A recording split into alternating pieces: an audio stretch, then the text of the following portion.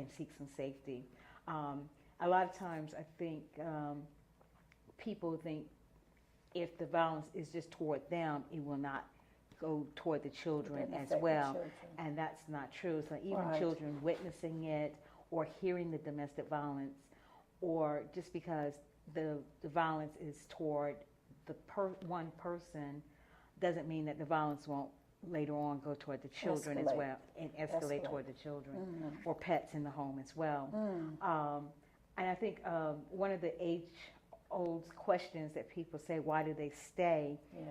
And I think that people miss that it's about control. No matter what type of abuse it's about, it's about control. So even if they leave the home, it does not necessarily mean that control has stopped.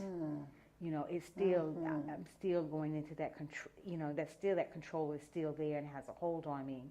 And I think Star was great at mentioning, saying, you know, I had to come to the conclusion, I don't want this anymore. And I was ready to move on in my life. I don't deserve this. So it does take, you know, on average, a person would go back 7 times. And it has, you know, it doesn't matter who you are, what you do, your income. It's an equal opportunity, you know, straight across the board. But there are some great resources that we do have in the area. We have 4 domestic violence homes. Star had mentioned Hubbard House, which is one for Duval County. We also have Quigley House, that's in Clay County. We have the Betty Griffin House, which is in St. Augustine. And then we have Micah House, which is in the Nassau County area. So we're fortunate to be able to have those homes there for, to be able to seek that safety and get services as well. They have free services, groups, counseling. That was going to be my question to you. Were those services free, or was there some charge? No, they're completely free. They have advocates there, and so that they have everything that you can possibly need to get the safety there and being able to get back on your feet and just kind of empower these women to get back on their feet and be able to have a fulfilling lifestyle. You know, I know that having to make that kind of decision can be very difficult, and I'm sure it takes a great deal of courage to be able to move out of that situation. So I'm glad to know that there are some resources there for people that are dealing with those.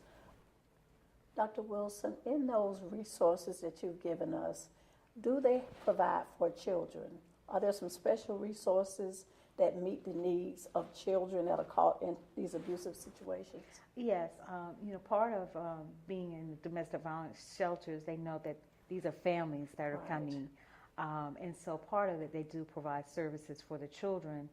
But there are also some other resources out there you can get into counseling, because being able to witness or even hear that abuse, it can be traumatizing for a child as well, what we call secondary trauma for the children. And so being able to get them into either like a child guidance center, Daniel Inc., there's Hope Haven, that are centers that's especially for children, as well as the shelters that I had mentioned as well.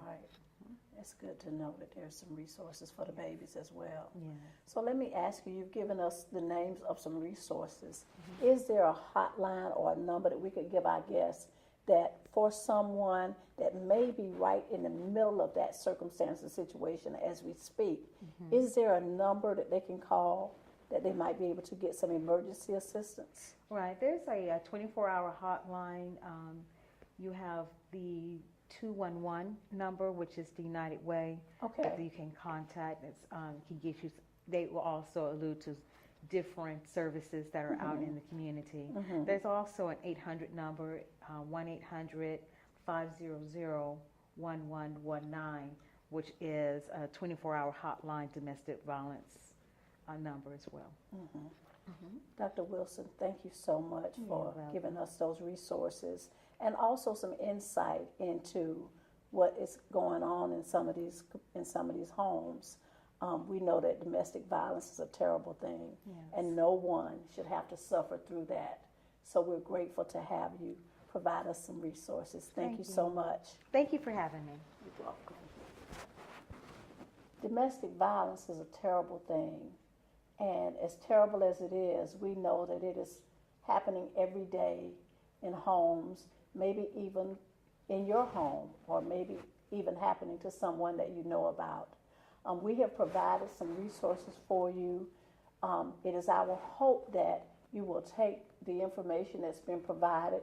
If you are involved in a domestic abusive relationship, that you will take advantage of the resources that we have provided for you here today. No one should have to live with domestic violence. No one should have to live in fear of their lives or their children's lives and suffer through that kind of pain. So we hope that you take advantage of the information that we provided for you. There will be other resources provided going forward. So please continue to watch, and we pray that if you are involved in those situations, that you will get the help that you need.